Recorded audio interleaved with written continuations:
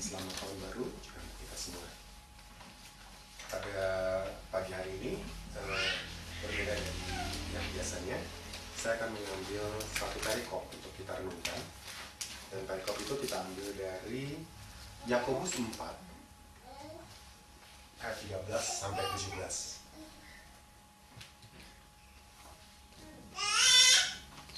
Jika kita ingat, sebetulnya perikop ini selalu saya bawakan untuk kita renungkan tiap awal tahun, karena saya pikir ini merupakan start yang baik untuk memulai tahun dengan perikop ini. Saudara, mari kita perhatikan Yakobus pasal 4 ayat 13 sampai 17. Alkitab terjemahan Indonesia Baru memberikan judul "Jangan Melupakan Tuhan Dalam Perencanaan".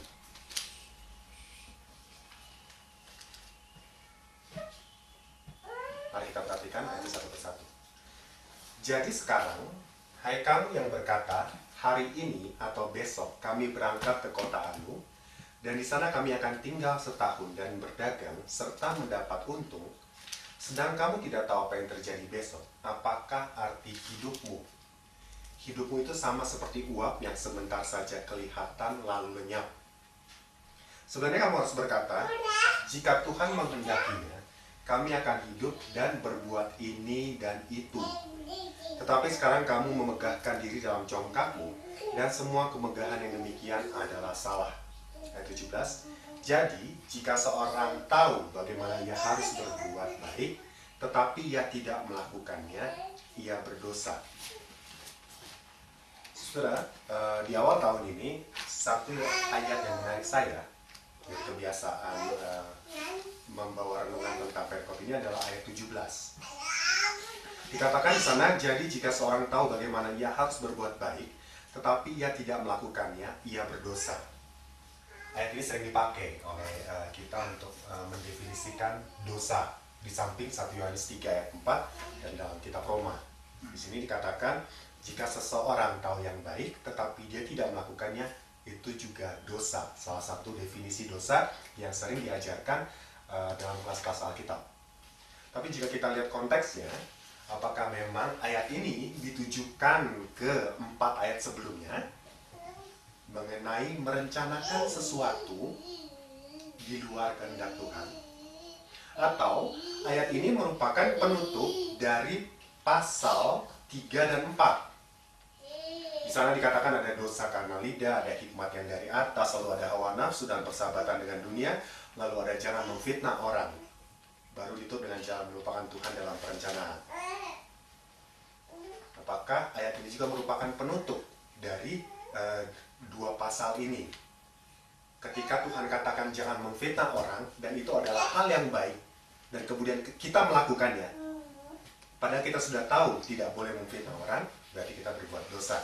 Atau ketika dikatakan Tuhan sudah mengajarkan ada kemungkinan seorang Kristen itu berdosa karena lidah, karena perkataannya, kita sudah tahu Tuhan mengatakan hati-hati, kita memiliki kemungkinan untuk berdosa karena lidah, tetapi kita tetap melakukannya, kemudian kita berdosa. Atau dalam ayat pasal 4 ayat 1 sampai ayat 10 dikatakan, ketika kita sudah tahu bahwa hawa nafsu dan persahabatan dengan dunia itu menjauhkan kita dari Tuhan, itu hal yang baik. Dan hal yang baik adalah kita seharusnya menjauhkan hawa nafsu, dan kita harusnya menjauhkan persahabatan dengan dunia. Itu hal yang baik. Tetapi kita tetap melakukannya, dan itu adalah dosa.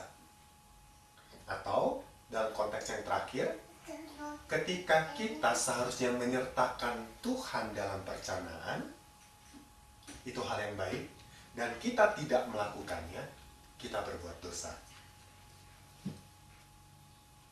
Tapi kembali lagi, apabila kita batasi konteksnya, kemungkinan besar ayat 17 ini penutup dari konteks jangan melupakan Tuhan dalam perencanaan. Mari kita perhatikan ayat ini satu persatu.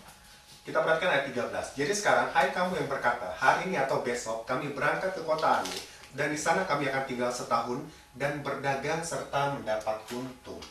Saudara, ayat 13 berbicara tentang rencana.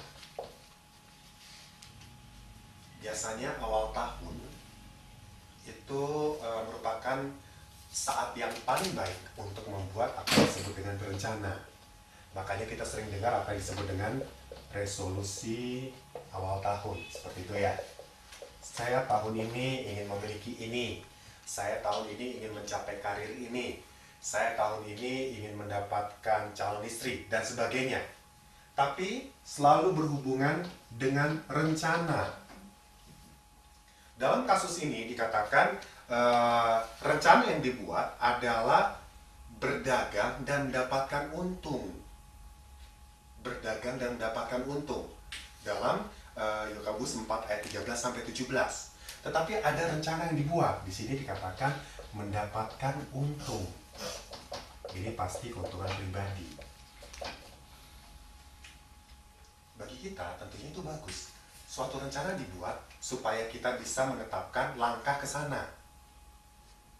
Saya ingin mendapatkan kerja di tahun ini. Langkah apa yang saya harus capai? Misalnya, membuka koran, mencari lamaran, seperti itu. Saya ingin menikah di tahun ini. Langkah apa yang harus saya harus lakukan? Saya ingin mempunyai rumah yang baru misalnya. Langkah apa yang saya harus lakukan supaya saya bisa memilikinya? Tapi semuanya berkaitan dengan rencana. Di dalam ayat 13 berbicara tentang keuntungan pribadi. Saya akan pergi satu kota, mendapatkan untung, berdagang serta mendapat untung. Baik. Tapi saya kasih dalam tanda kutip. Baik. Dan saya kasih koma. Ini belum selesai. Rencana ini baik sebetulnya. Karena ini membantu kita untuk hidup menjadi lebih baik. Sekarang kita perhatikan ayat 14. Sedang kamu tidak tahu apa yang terjadi besok. Ini masalah.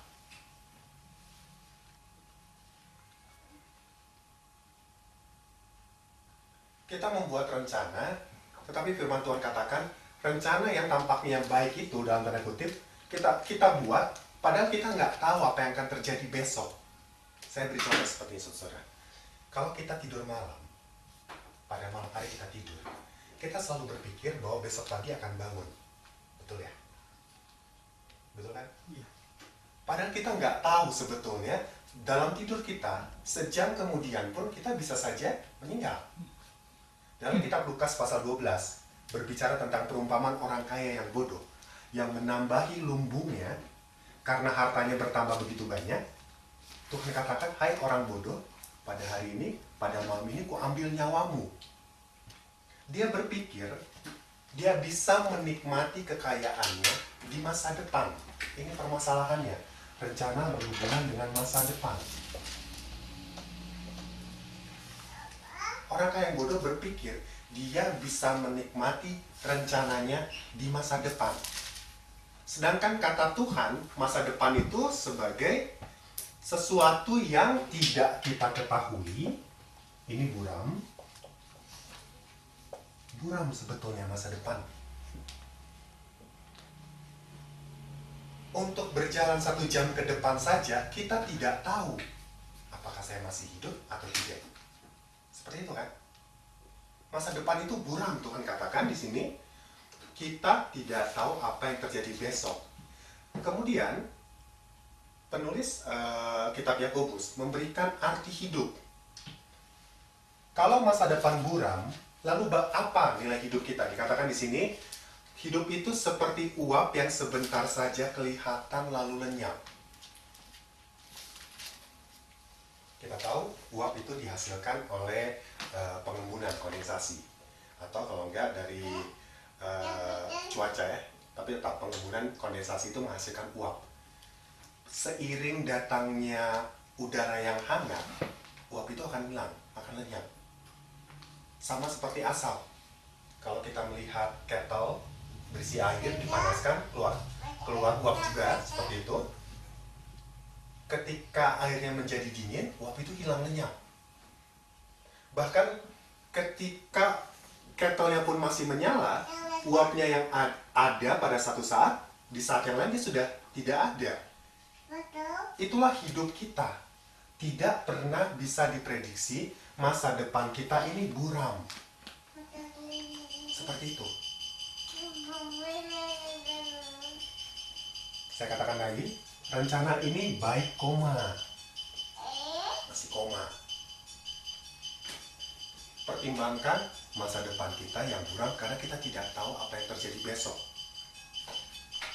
Lalu Tuhan memberikan cara. Sebenarnya kamu harus berkata, jika Tuhan menghendakinya, kami akan hidup dan berbuat ini dan itu.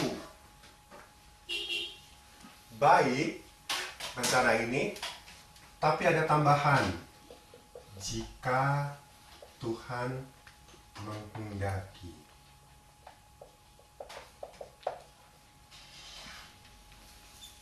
Setiap rencana yang kita buat, setiap rencana yang kita tuliskan di awal tahun, poin terpenting adalah ini. Jika Tuhan menghendaki.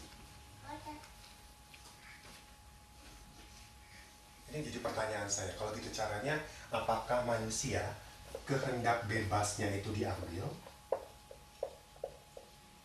Saudara, mari kita perhatikan Yesaya pasal 55.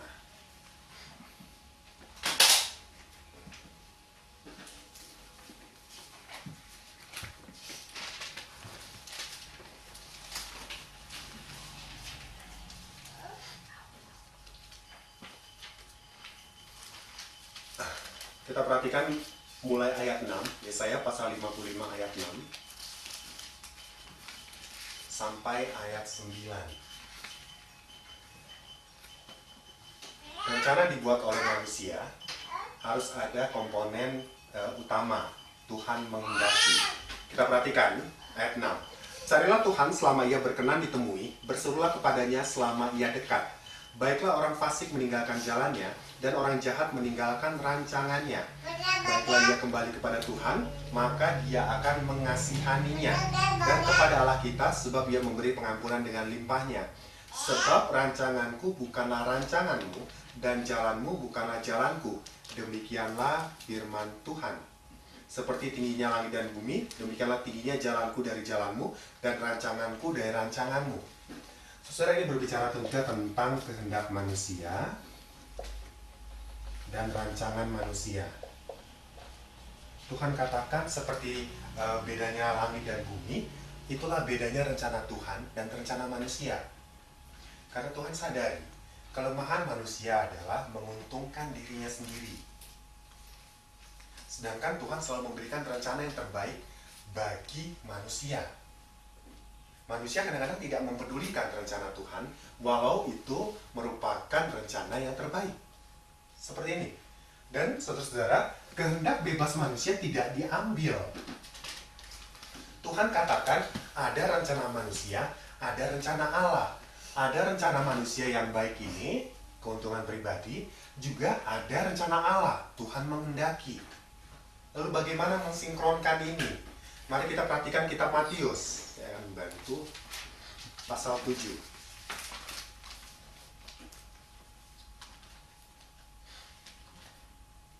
Matius pasal 7 ayat 13 sampai 14. Masuklah melalui pintu yang sesak itu, karena lebarlah pintu dan luaslah jalan yang menuju kepada kebinasaan, dan banyak orang yang masuk melaluinya. Karena sesaklah pintu dan sempitlah jalan yang menuju kepada kehidupan, dan sedikit orang yang mendapatinya. Di sana diberikan semacam dorongan, masuklah. Berarti manusia diberikan pilihan untuk masuk ke dalam pintu yang sempit atau masuk ke dalam pintu yang lebar. Seperti itu. Ada pilihan yang diberikan kepada manusia. Sama seperti ini. Manusia diberikan pilihan, manusia diberikan kehendak bebas untuk menyusun rencana. Untuk menyusun rencana. Tapi Tuhan menghendaki supaya rencana itu sesuai dengan kehendaknya. Kita tetap memiliki kehendak kita tetap memiliki pilihan untuk membuat rencana. Tetapi komponen utamanya adalah jika Tuhan menghendaki. Lalu bagaimana contoh jika Tuhan menghendaki? Saya pernah baca satu artikel menyatakan seperti ini. Kehendak Tuhan dalam setiap rencana adalah menuntut kita supaya tetap hidup dalam kebenaran. Jika seseorang memilih untuk bekerja, dikatakan, pilihlah pekerjaan yang membuat dia tetap dapat memuliakan Tuhan. Orang tidak disarankan untuk menjadi seorang pencopet misalnya. Dia disarankan untuk memilih pekerjaan yang sesuai dengan kebenaran. Seperti itu. Dia dapat melakukan hal-hal yang benar. Itulah komponen utama dari rencana Tuhan itu. Orang tidak boleh memilih untuk misalnya memeras orang. Seperti itu. Atau misalnya kita membuka usaha perdagangan, kita tidak boleh menjual barang yang mungkin dapat merugikan orang. Menjual narkoba misalnya, atau menjual barang-barang selundupan seperti itu. Itu rencana. Berdagang untung, tetapi jika Tuhan menghendaki sesuai dengan kehendak Tuhan. Memastikan supaya kita tetap dalam rencana Tuhan.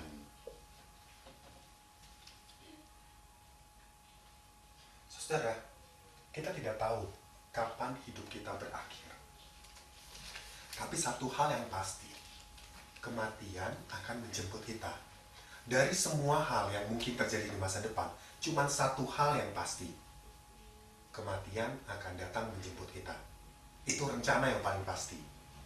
Itu kejadian di masa depan yang paling pasti akan terjadi terhadap kita. Saya misalnya berencana mungkin memiliki anak lagi. Itu belum tentu terjadi. Tetapi kematian pasti terjadi di masa depan. Itu pasti terjadi. Saya misalnya mencicil rumah. Walaupun saya sudah bayar 99%, rumah itu belum milik saya. Sampai saya memenuhi yang 1%-nya. Saya lunasi 100%, rumah itu milik saya. Tetapi rumah itu tidak akan menjadi milik saya kalau di tengah jalan, kemudian saya meninggal misalnya. Segala sesuatu yang kita ancang-ancangkan di masa depan belum tentu terjadi. Hanya satu yang pasti terjadi, mati. Pertanyaannya, apakah kita mati di dalam Tuhan? Rest in peace. Mati di dalam Tuhan. Pertanyaannya, apakah kita bersiap-siap merencanakan mati di dalam Tuhan? Di tengah segala ketidakpastian, keburaman masa depan, dan ada yang pasti, kematian, apakah kita merencanakan mati di dalam kehendak Tuhan? Atau misalnya kita berkeinginan membangun keluarga. Kita memilih calon pasangan hidup kita. Apakah calon pasangan hidup kita akan membantu kita masuk surga atau tidak? Seperti itu. Atau kita asal pilih. Siapa saja yang mau hidup bersama kita, ya sudah. Terserah nanti kita susah, dalam arti dia mengajak kita untuk melakukan hal-hal yang tidak benar, yang menjauhkan kita dari Tuhan. Itulah rencana yang seharusnya berada dalam kehendak Tuhan. Kita semua menghitung rencana kita di dalam kehendak Tuhan. Kita berharap apa yang kita lakukan benar, dan kita berharap Tuhan akan merestui rencana tersebut. Dan saya bisa pastikan, jika seseorang menaruh rencananya di dalam rencana Tuhan, pasti rencananya akan terpenuhi. Saudara, bagi seorang Kristen, hidup adalah Kristus dan mati adalah keuntungan adalah suatu hal yang pasti, seperti yang dikatakan Paulus. Pertanyaannya seperti ini, apakah mati merupakan suatu keuntungan jika kita tidak hidup di dalam Kristus? Itu sudah tidak menjadi keuntungan bagi kita. Mati akan menjadi keuntungan apabila kita hidup di dalam Kristus. Itulah pertanyaan bagi seorang Kristen. Dan saya mendorong kita sekarang, di tahun 2013 ini, jika Tuhan menghendaki kita untuk melewati 1 tahun ke depan, sebaiknya kita memberikan hidup kita untuk menjalani kehendak Tuhan, menempatkan rencana kita dalam rencana Tuhan, sehingga pada akhirnya kita bisa berkata mati adalah keuntungan. Sekarang pertanyaan bagi seorang yang belum menetapkan diri untuk menjadi seorang Kristen, belum berada dalam tubuh Kristus, apa yang harus kita lakukan? Saya masih di luar tubuh Kristus. Saya belum mengambil keputusan untuk mengikuti Kristus, untuk ditambahkan ke dalam jemaat Tuhan. Tuhan sebetulnya sudah memberikan jalan. Dia berencana supaya semua manusia diselamatkan. Itu kehendaknya. Tetapi tetap, dia menggantungkan kehendak ini kepada kehendak kita. Dia katakan, misalnya dalam Yohanes 3 ayat 16, dikatakan bahwa dia menghendaki semua orang selamat. Dia begitu mengasihi manusia. Dia bahkan rela mengaruniakan anaknya demi kita. Permasalahannya, karunia yang demikian besarnya, apakah mau kita raih sebagai seseorang yang belum memberikan diri kita untuk ditambahkan ke dalam jemaat Tuhan? Dia telah memberikan firman-Nya untuk kita baca. Dan hasil dari pembacaan firman, seperti dikatakan dalam Roma 10 ayat 17, adalah percaya. Bisa mendengar tentang Kristus. Iman timbul dari pendengaran. Dan iman ini adalah hal yang paling esensial dalam kehidupan kita dengan Tuhan. Seperti dikatakan dalam Ibrani 11 ayat 6. Tanpa iman tidak mungkin kita berkenan kepada Allah. Kemudian kita melihat juga dalam Kisah Rasul 8. Pertanyaan Filipus kepada sida-sida dari Ethiopia adalah, apakah engkau percaya bahwa Kristus adalah anak Allah? Filipus memberikan tantangan kepada sida-sida Ethiopia untuk membuat pengakuan bahwa Kristus adalah anak Allah setelah dia percaya.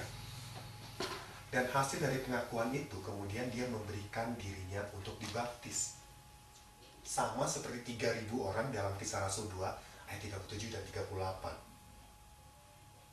Hati mereka tertusuk karena mereka mengerti masa depan mereka buram. Yang mereka tahu adalah masa lalunya. Masa lalu mereka habiskan untuk tidak mempercayai Tuhan. Dan setelah mendengar berita keselamatan dan setelah mendengar apa yang telah terjadi pada Kristus, hati mereka tertusuk. Kemudian mereka bertobat dan memberi diri dibaptis. Tapi kita tahu, itu bukanlah akhir dari perjalanan seorang Kristen. Itu adalah permulaan dari perjalanan seorang Kristen. Kita kemudian memulai sebagai bagian tubuh Kristus. Kita memulai sebagai anggota tubuh yang harus melaksanakan perintah kepala, karena kita adalah bagian tubuhnya. Itu adalah perjalanan awal. Dan apakah semua ini baik? Baik. Dan kita telah tahu itu. Saudara, dalam ayat 16 dikatakan seperti ini. Tetapi sekarang kamu memegahkan diri dalam congkakmu, dan semua kemegahan yang demikian adalah salah.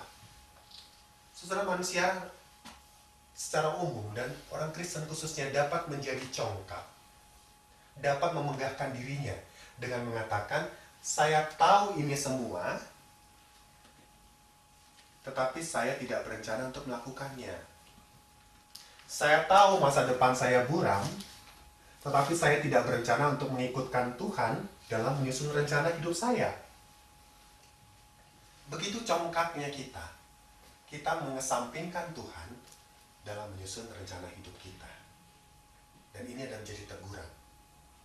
Dan dalam ayat 17 dikatakan seperti ini. Jadi, jika seorang tahu bagaimana ia harus berbuat baik, tetapi ia tidak melakukannya, ia berdosa. Saudara, mungkin ini adalah tantangan terbesar bagi seorang Kristen, maupun bagi seorang yang belum memutuskan untuk menjadi bagian jemaat Kristus, bagian tubuh Kristus. Jika kita sudah tahu apa yang baik, dan kita sudah tahu bagaimana melakukan yang baik, tetapi kita tidak melakukannya, dan kita bercongkak-congkak atau memegahkan diri kita, untuk mengatakan hal itu tidak perlu, mungkin kita perlu merenungkan hal ini sebentar. Tuhan katakan ia berdosa, dan kita tahu apa hukuman dari dosa. Saya mengajak kita untuk melihat Kisah Rasul pasal 16.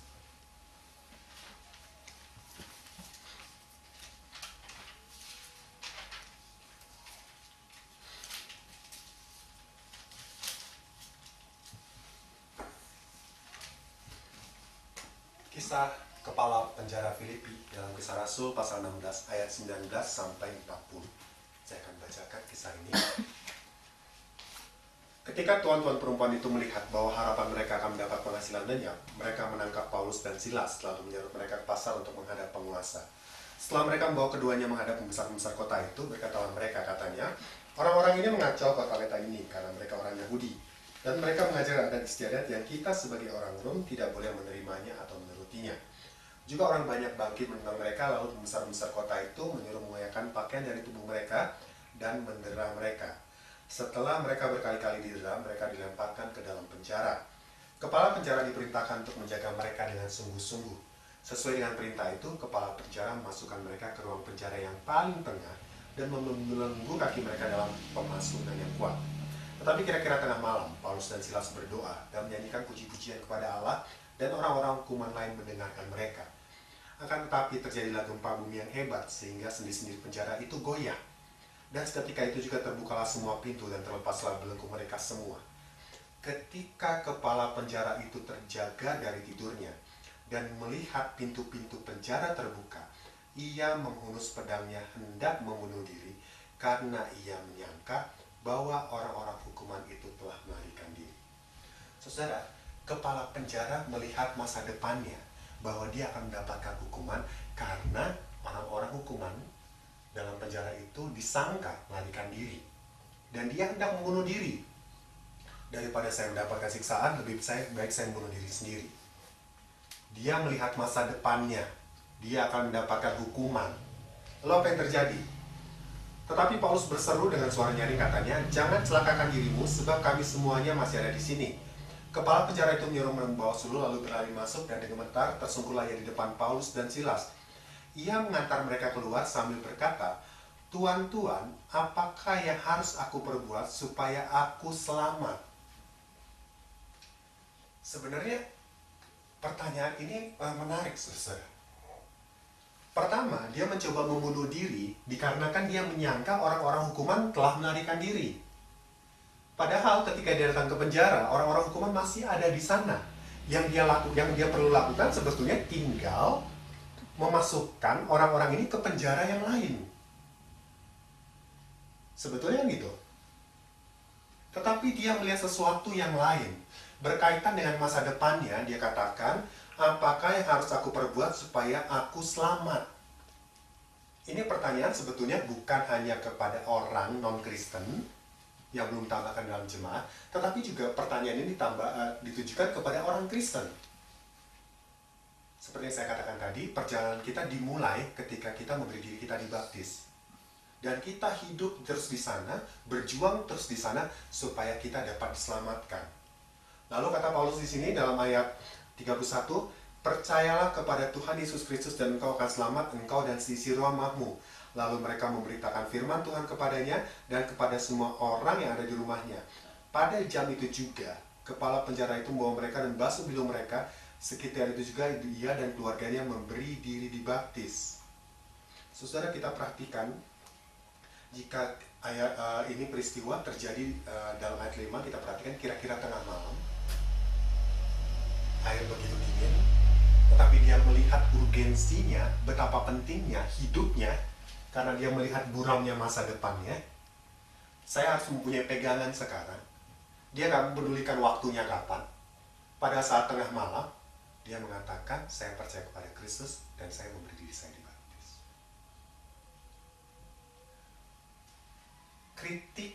Waktu yang kritis itu pun dimiliki oleh kita. Bukan hanya orang non-Kristen, tapi seorang Kristen pun memiliki waktu-waktu kritis dalam hidupnya. Tuhan katakan kedatangan Tuhan kita tidak tahu kapan. terjadi pada saat yang tak terduga. Karena waktu kedatangan Tuhan atau kematian kita terjadi pada saat yang tak terduga, makanya kehidupan kita pun begitu kritis, karena kita tidak tahu masa depan kita yang buram itu. Seorang Kristen perlu terus menjaga dirinya di dalam kehendak Tuhan, dalam kebenaran Tuhan. Seseorang yang belum memberikan dirinya untuk ditambahkan dalam jemaat Tuhan perlu mengambil langkah ini supaya dia berada dalam tubuh Kristus dan bersama-sama kita berjuang. Hal ini baik. Kepala penjara mengerti bahwa hal itu baik, bahwa dia harus percaya kepada Kristus, dan bahwa ia harus memberi diri dibaptis. Dia mengerti bahwa hal itu baik, dan kemudian dia memberikan dirinya untuk melakukan hal yang baik tersebut. Jika tidak, ia berdosa. Saudara, di ujung renungan ini saya hanya menantang kita semua. Tahun 2013, berharaplah Tuhan menempatkan kita dalam rencananya. Dia membantu kita merencanakan hidup kita masing-masing supaya berada dalam rencana Tuhan. Dan saya bisa pastikan segala rencana Anda akan berhasil jika Anda menempatkan rencana tersebut di dalam rencana Tuhan. Tetapi ada kemungkinan rencana Anda tidak berhasil jika Anda berlawanan merencanakan sesuatu dengan kehendak Tuhan. Renungkan itu di awal tahun, dan biarlah kita membuat suatu rencana yang benar-benar dapat memuliakan nama Tuhan. Kita persiapkan lagu nomor 85.